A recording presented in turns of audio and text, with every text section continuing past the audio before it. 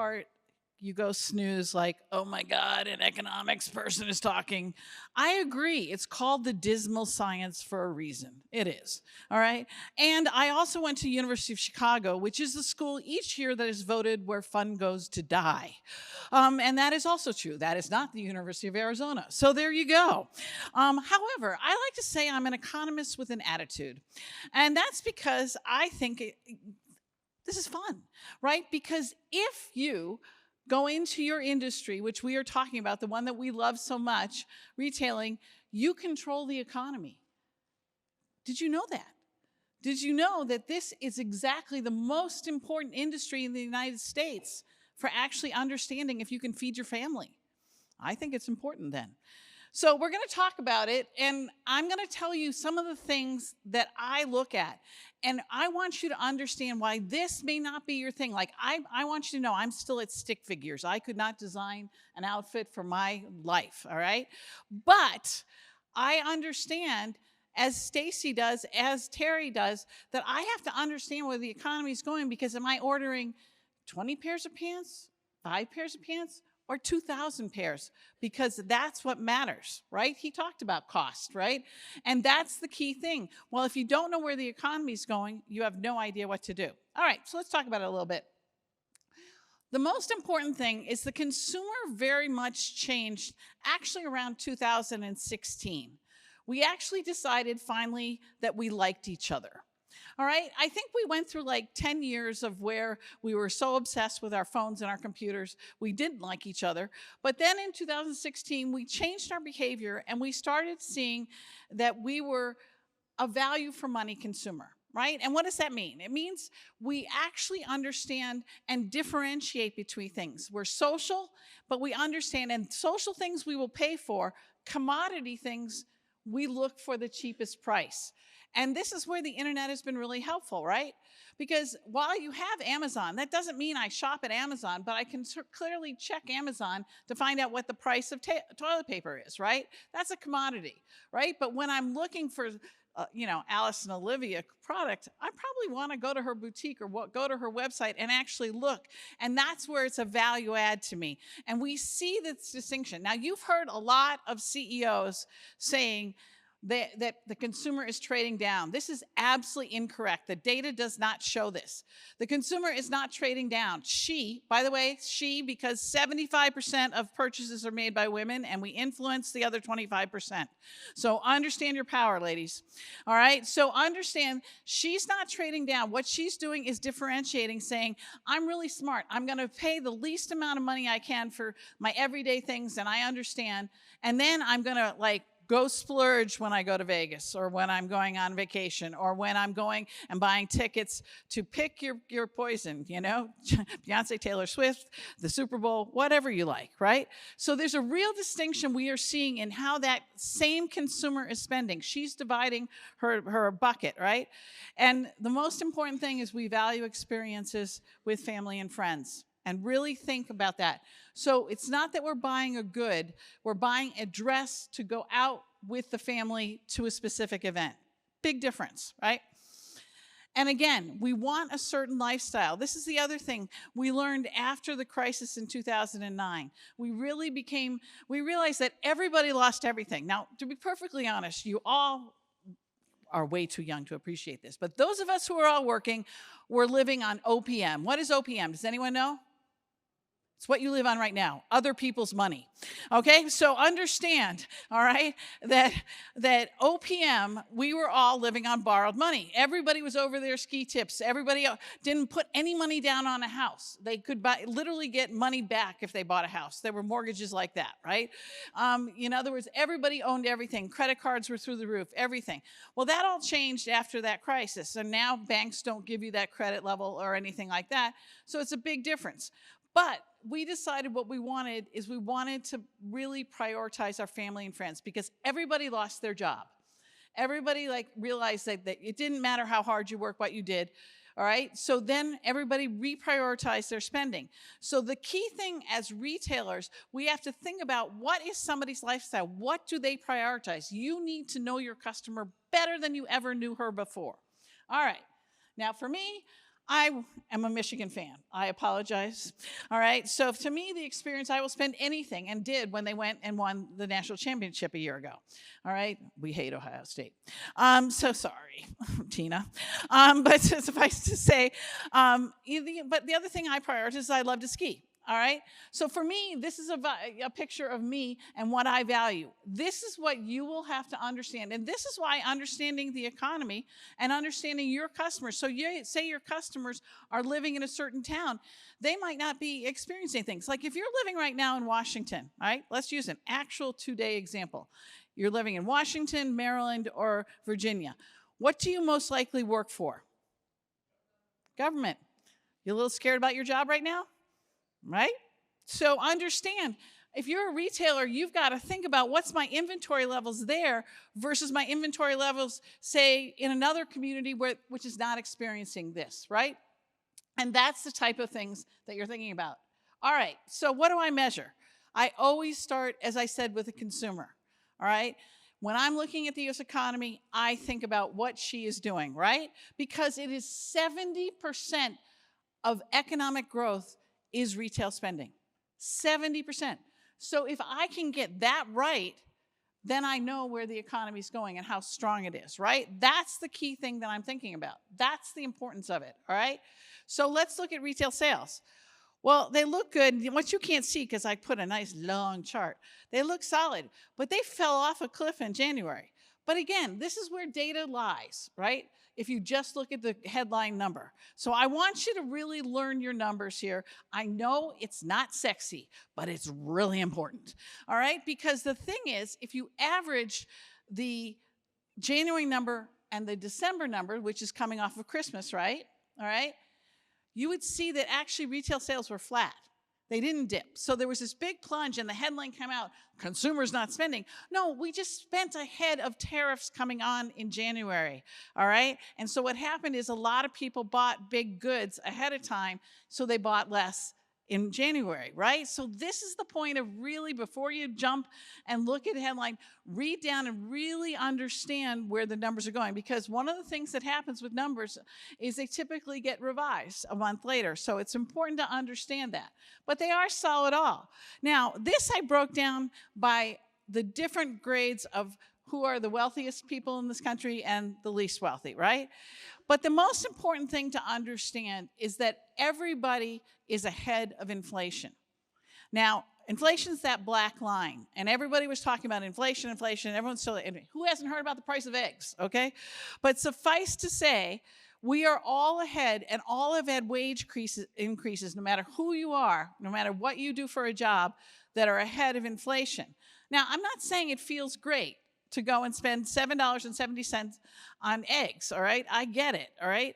But what I'm telling you is that the good news is wages have risen. And if you haven't gotten a wage increase, then move jobs, all right? Because they should have, and that's where the wages have gone, right? And this is the point that, for example, all the retailers found out in the pandemic, because they realized that everybody was quitting and moving over to Amazon because they were not only getting a higher wage of $25 an hour, but they were getting medical benefits and the like, all right? And so they moved, right? So all of a sudden you saw the retail wages come up to meet that. Competition is a good thing. It never hurts to move. All right.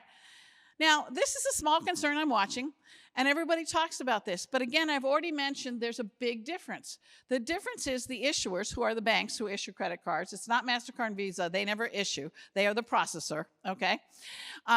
So what's happened is that they cut you off now, all right? In other words, if you don't pay, that's it. That card is gone. Because, and this is where, you know, government regulation is a good thing, because the banks were forced to do this in return for the billions of dollars they got in a bailout, all right? So the point to understand here is, I look at this, I'm not freaking out, because I know that there's now a control on this, that, yeah, people can get a little ahead of their skis, but it isn't telling me that the consumer isn't there, because basically, most people are spending what they earn, all right? So, but this is one where I want you to really think twice. If you've had a bad day and took a test and it didn't go great, and someone came up to you and said, "How are you today?" You'd probably answer, not so great, right?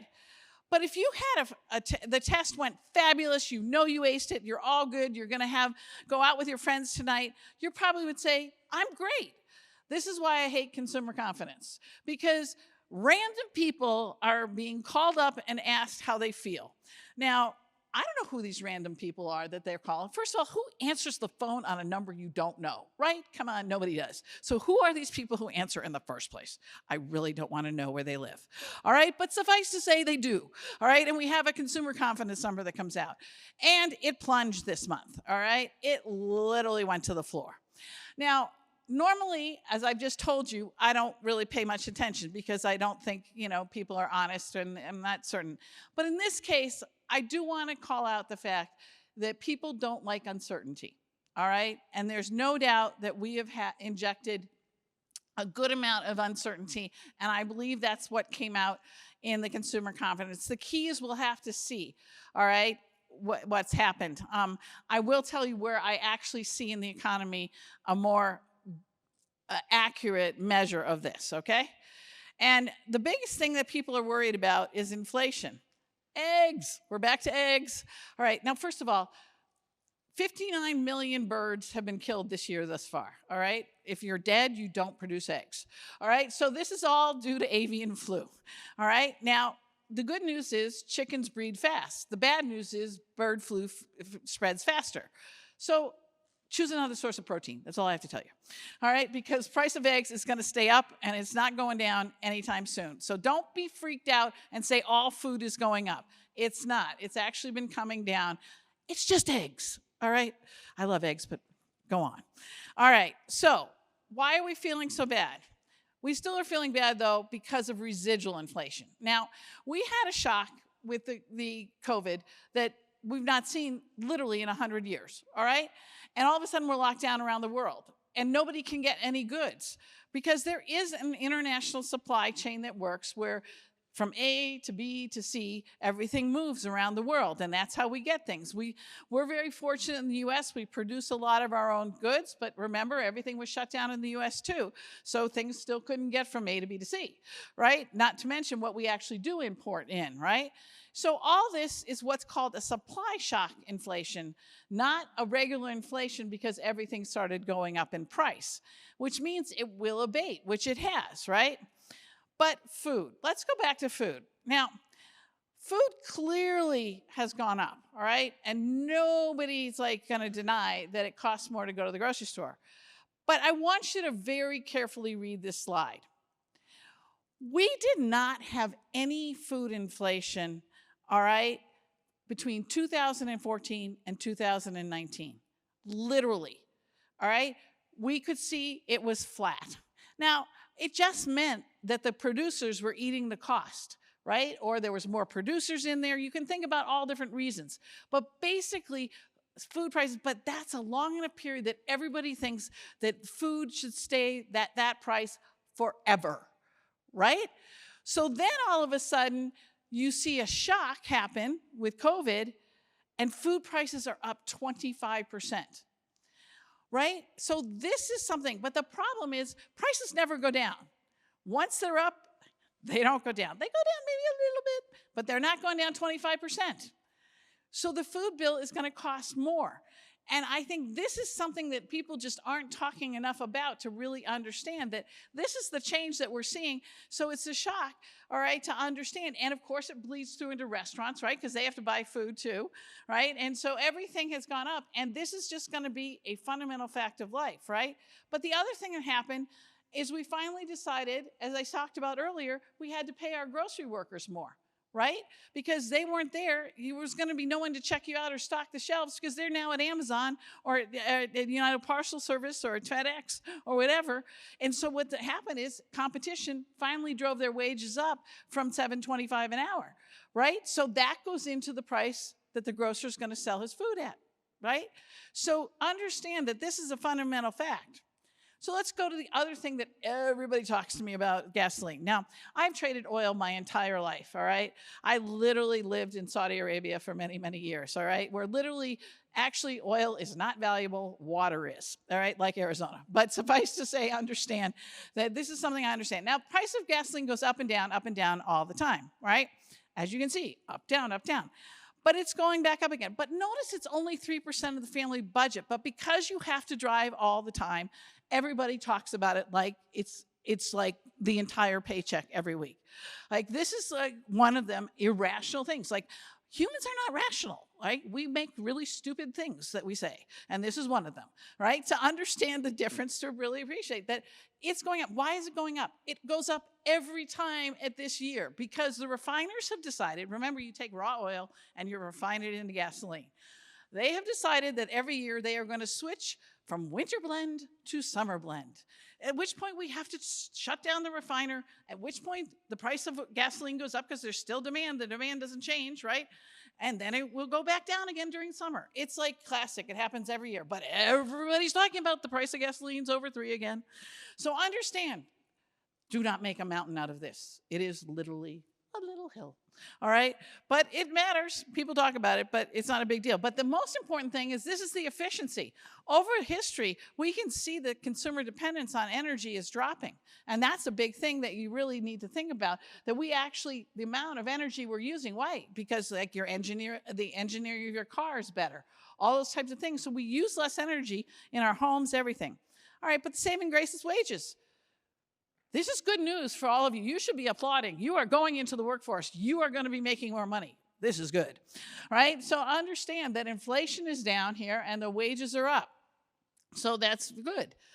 And the best part was, for the first time in my lifetime, we saw the bottom quartile finally have the biggest wage growth versus anybody else. And that made me very happy. Because to be perfectly honest, the rich are rich and they're just getting richer. And everything is stacked in their favor because all their assets just go up in value, right? So it's a big difference to understand these people at the bottom. These are the people who live paycheck to paycheck. So appreciate that is a very important thing, that they finally saw wage growth. I broke it down by states. Because again, as a retailer, you're going to have to know and understand who's experiencing, where can I actually potentially increase my prices, where can I not, and really understand. This obviously mirrors job growth and where there are, okay? So what else is going up? Climate change. This is a problem, all right? And you all saw the fires in California. I live in Florida. Hurricane insurance is ridiculous, and trying to cover your home in Florida is almost impossible. There's many places that can't even get coverage anymore. But this is a big cost. And we all sit there and don't want to pay attention to this, but this is a huge inflationary cost that everybody's experiencing. And you can see it. I broke it down again by states. Again, obviously, you would think about the hurricane states being along the Gulf Coast. They're very important. It's a big deal, right? The other thing that's interesting is the cost of electricity has gone up dramatically because of all the outages and all the costs to the electricity. So again, this is a fundamental cost that goes up in people that we don't think about on a daily basis, but it's actually coming in. And this is a big portion of inflation. And you can see this is the price of global warming. But let's also think about AI, okay? We could literally get a little bit mad at all of our friends at pick your poison, Google, Microsoft, Meta, whoever you know, who's building data centers that use how much electricity? How much energy and output are they putting out there? All right? Because all of electricity is not sustainable. I mean, this is the whole thing of why I'm pushing nuclear so hard, because it's a big, big difference to use nuclear, all right, which doesn't use, because most of the gasoline or oil that's used to produce electricity doesn't save anything. Even if you're using an electric car, what was the source of the electricity, right? And that's what you got to think through. All right.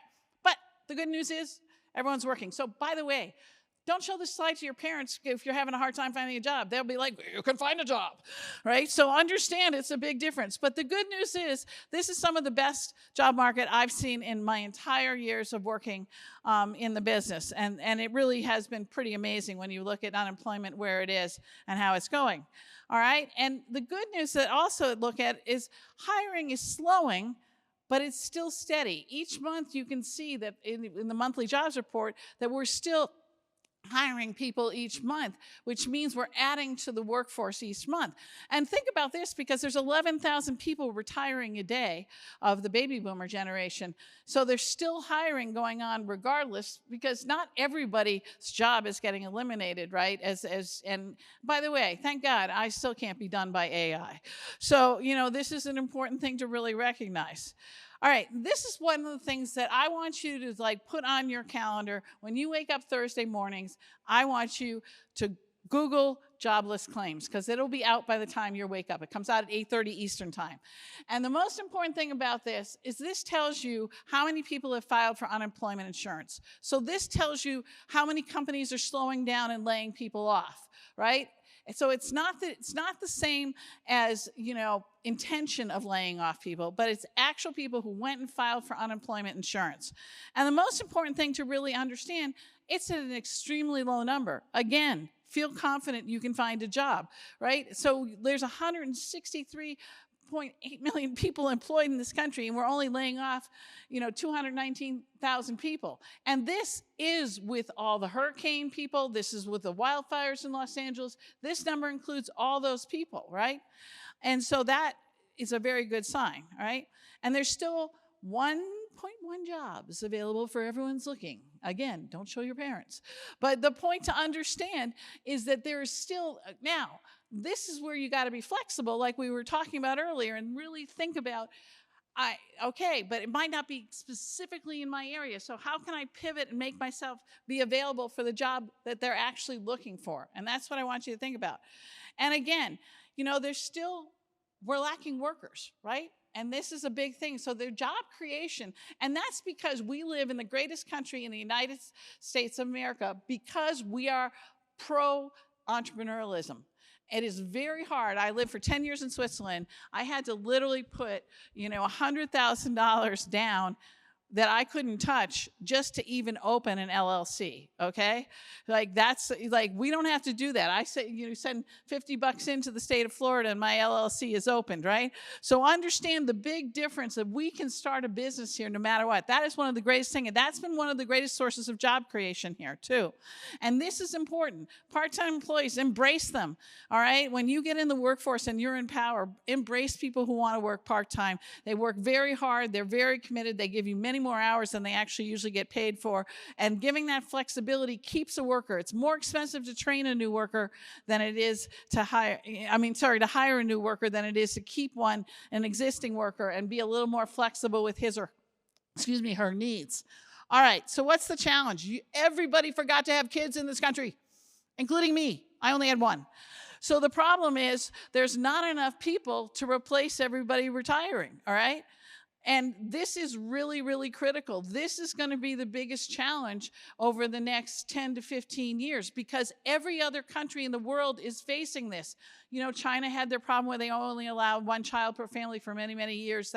But the same thing is happening all throughout Asia, all throughout Europe. So it's not like we can import those workers here easily either. All right, so this is one of the biggest challenges. Where are we going to find the workers that we need to work? Because again, robots cannot do everything. All right, and then if we deport 8.7 million workers, which is the people that work undocumented in this country right now, who's going to do those work, right?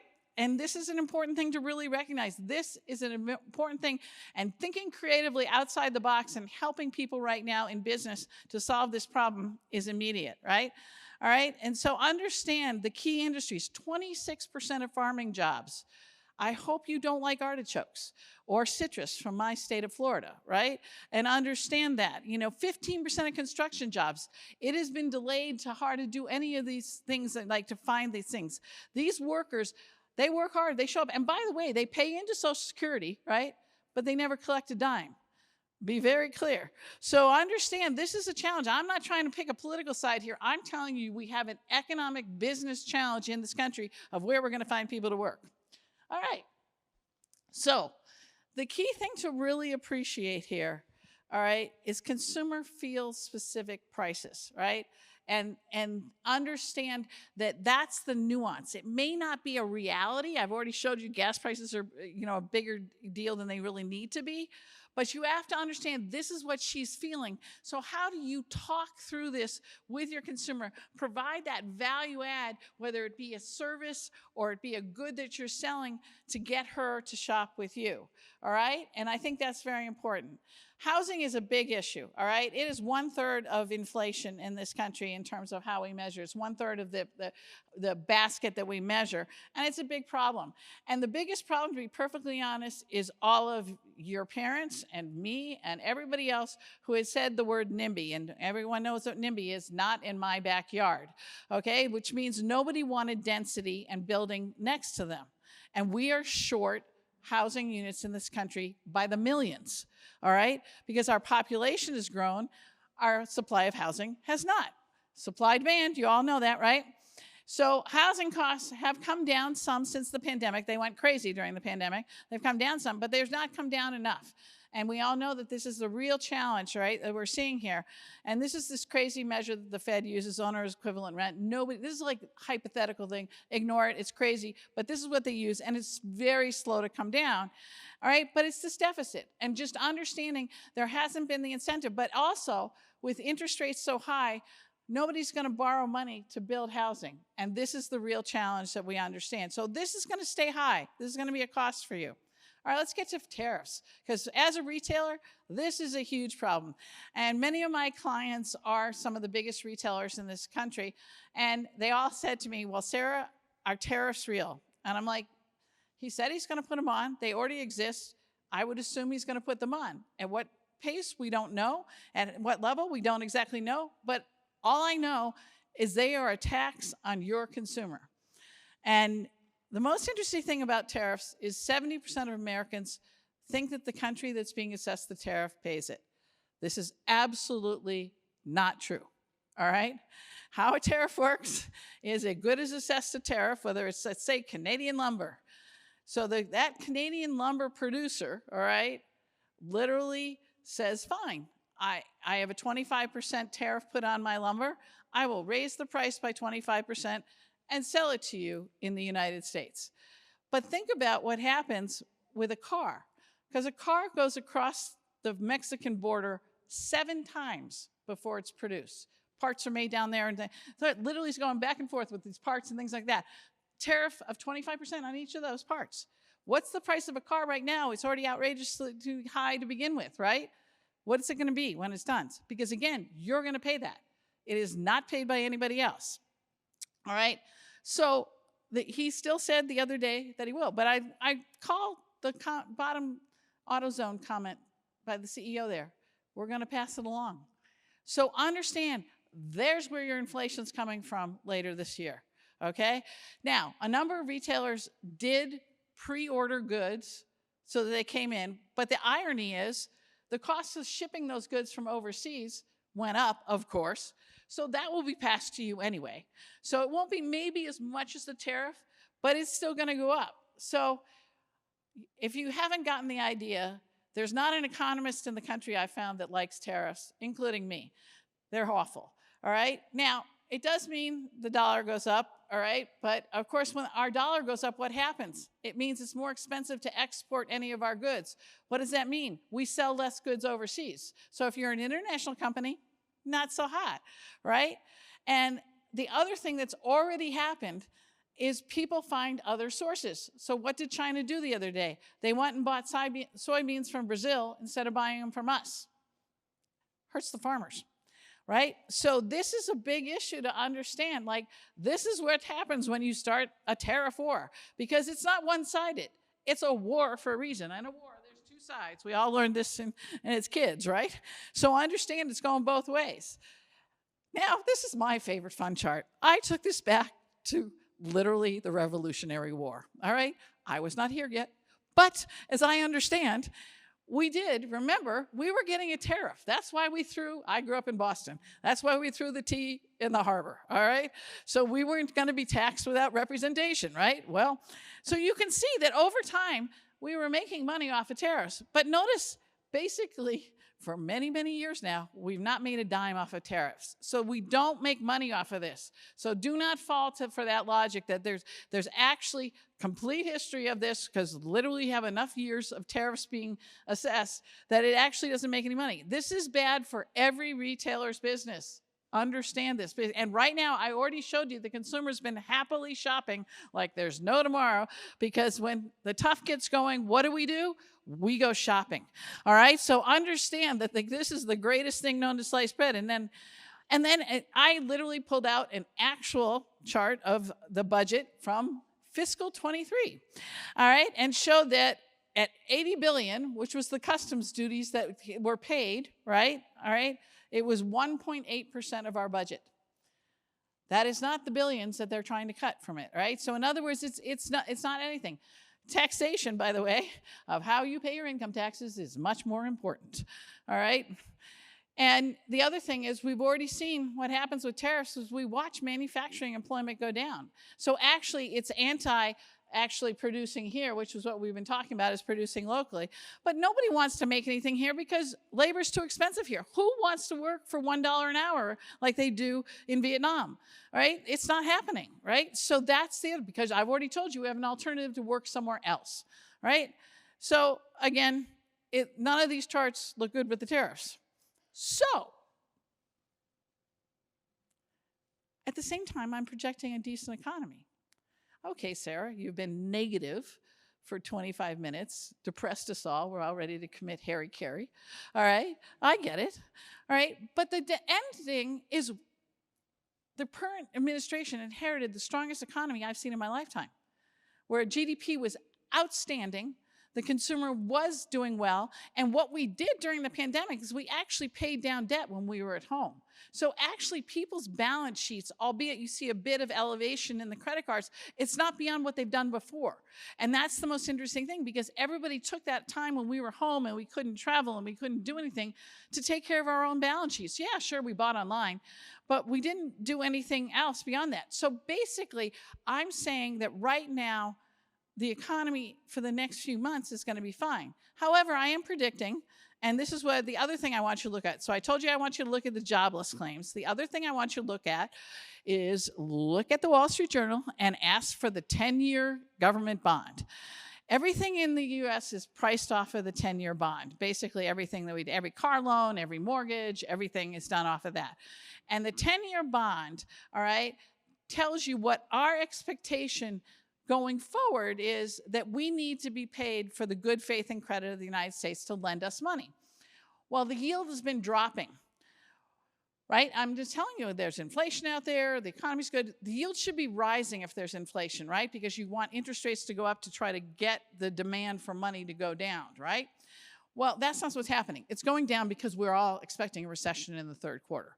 That's what the turmoil means of what's going on right now.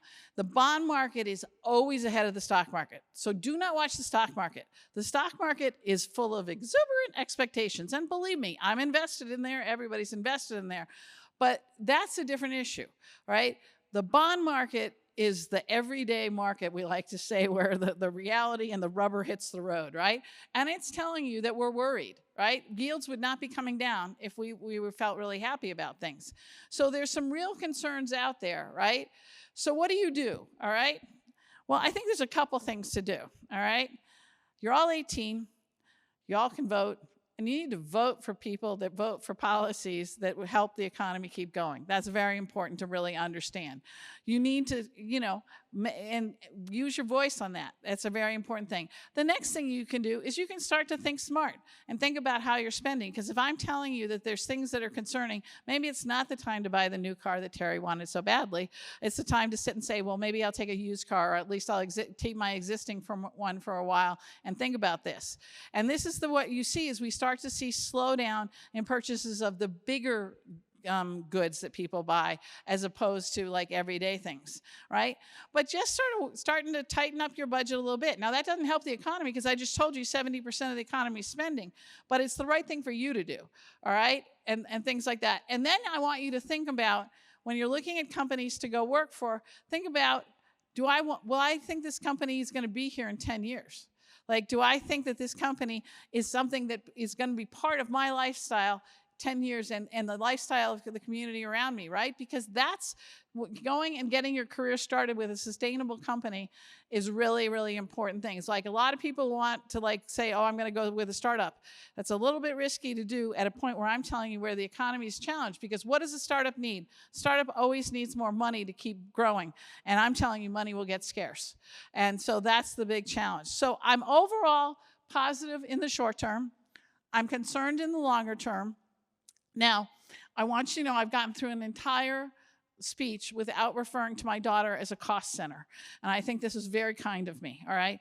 But I can only, and because, you know, to be perfectly honest, that's what you are right now, all right? But you will soon be producing members of the economy, and I think that that's very, very important. So I want you to go out and think about what you can do to be creative, to add to the world, to think about the joy, and remember, they do spell it W-O-R-K, not P-L-A-Y. You've already been taught that today. But I have loved every day of my career. I have pivoted. I've done many, many different things in my career, and I've loved it. And I still have the joy and enthusiasm to get up every morning to do it right now. So I want you to find that in your careers. And I do have a couple minutes left if anybody has a question. And if you don't, I will literally start asking you ones. So thank you for your time and your attention. And let's go with some questions.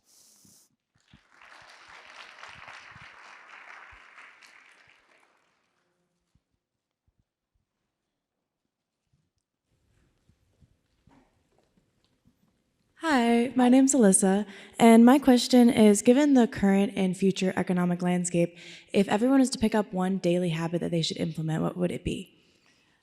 I think it's very important to actually talk to people that are not in your circle. All right. And one of the big things that I do is I get to hear and I talk to a lot of people. You know, I've been very fortunate in my life. If I only talk to people like me who already own homes, who, you know, have had successful careers, have investments, this and that, I would have a very biased part of the world. So I think broadening your circle always to really understand, because then you can understand the different layers of the economy. So that's the first thing I do. And then the second thing is just be aware. The news isn't always pleasant to read, all right? It may not say what you want it to say, but thinking about, for example, the budget that was voted in yesterday, should it actually become law, all right, literally will cut Medicaid and it will also cut SNAP programs. So think about how many people rely on that for food and how many people rely on, but that is going to be very important for retailers because, for example, they will sell less clothes. If you're like a Walmart or you're a Target, right? Because that's a discretionary item as opposed to the groceries that they sell, right? So understanding the implication and being aware and really following the news is not always pleasant as it is. I would rather follow sports any day and not, you know, that rather than, you know, some days pick up the things. And I'd love to be an ostrich, but don't be an ostrich.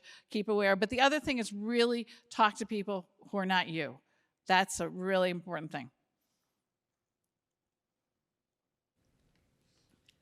Hello, my name is Jessica, and my question is, how do you think AI will impact the hiring process and the types of jobs that will be available in the retail industry? Well, I think it's really interesting. When I look at AI, all right, as you think about it, what is AI doing? It's just learning over what we did in the past, right? But what did Stacy talk about today? Like, she saw something that hadn't been done, right? And one of the beauties of retailing is finding something different and something to capture people's fancy and whatever, right? Who would ever thought that we, for example, would be an experience economy where people would spend, you know, over $1 billion watching Taylor Swift perform for 3 hours, right? Over the course of a year and a half, right? And to understand that her tour, Beyonce's tours, both $1 billion tours, would be where people would choose to spend. But then all the retailing spend that went to dressing in silver or pink and beads, right? Like, so there was a tie-in, right? So understanding and thinking about that, I think AI will be helpful at doing the better metrics of understanding your customer, right? So what have I done? How does Sarah Quinlan actually shop? What does she do?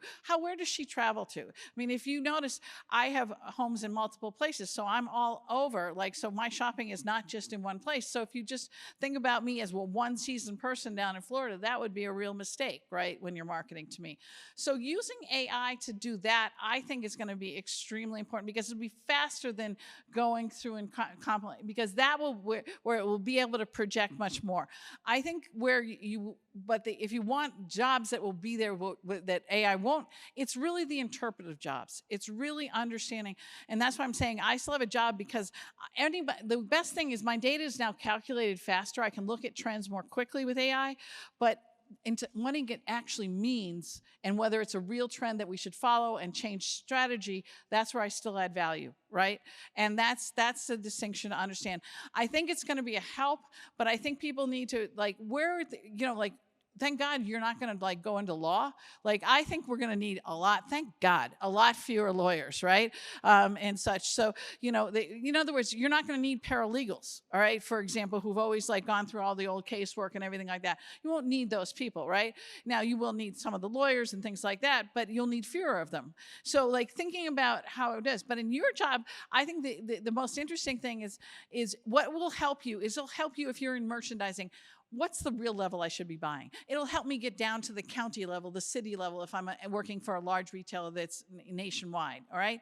And that's the type of thing that I think it'll be great for, but I don't think it'll replace the jobs. I think it'll alter how you use the information in the job. Thank you.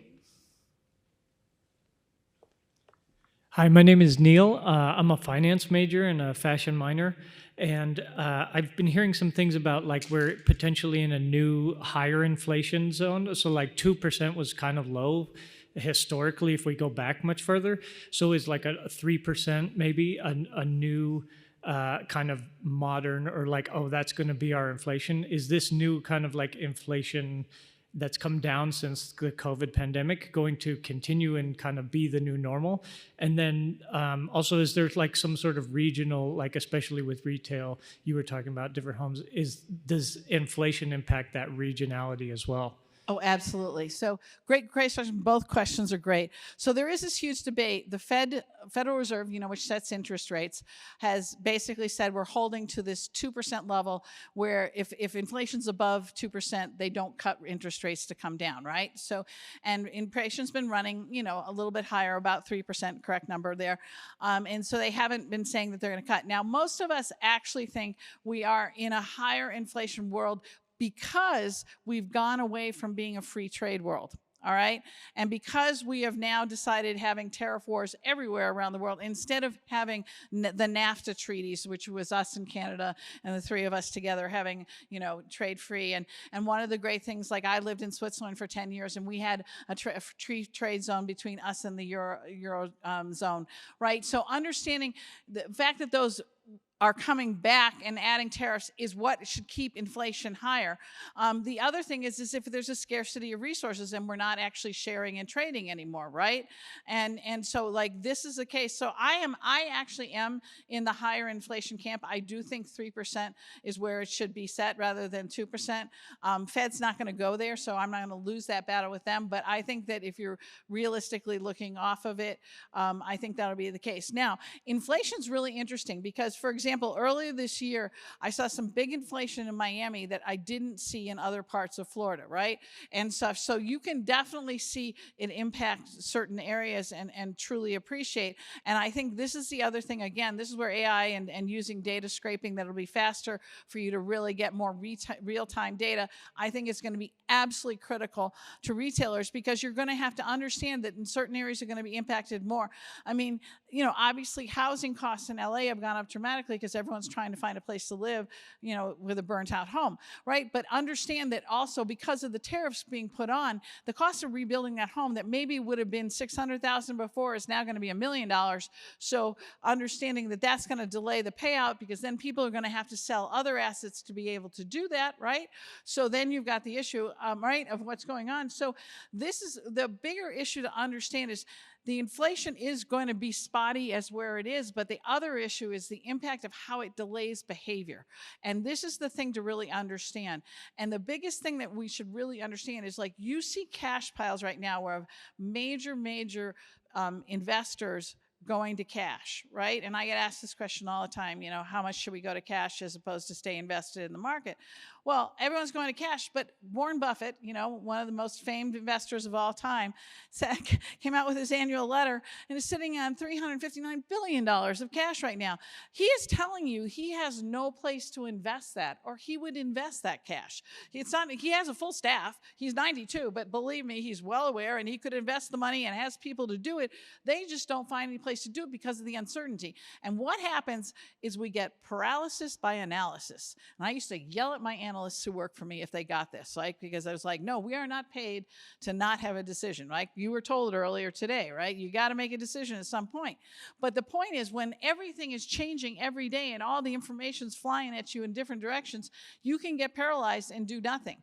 And then if we sit there with all this cash not investing, and I just told you we're the greatest entrepreneurial country in the world, but that entrepreneurialism requires investment. So if we don't see that investment coming in, that will be what will stall out the economy. And that is the danger of what goes on. So we pray for certainty, and we pray for understanding one way or the other. But understand, for example, the other, pointing back to yesterday's vote, extending the tax cuts for the wealthiest people in this country will do nothing to stimulate like it did last time. Because last time, we hadn't had a tax cut. So there was automatically money in everyone's pocket. This is just extending something that we already got. So we don't change behavior. We're like, yeah, I already got that tax cut. I'm fine. But I'm not going to spend any more right now. So there's no benefit to the U.S. economy of us going in and reinvesting and doing something with money that came on the table. However, we are getting the added benefit of those joyous tariffs being added on despite the tax cut. So I'm not going to get the benefit. So before, last time, just so you know, when he put the tariffs on the Chinese in his last term, he put the tariffs on, then the tax cut came, then the stimulus came out of the tax cut. Different order this time, different effect. Because the one thing about, I told you the consumer's not always rational, right? But the one thing we are rational with our savings. And we do understand what's going on there. So, look, I am optimistic about you guys and your human capital. And I think you are hugely valuable to what you're going to bring.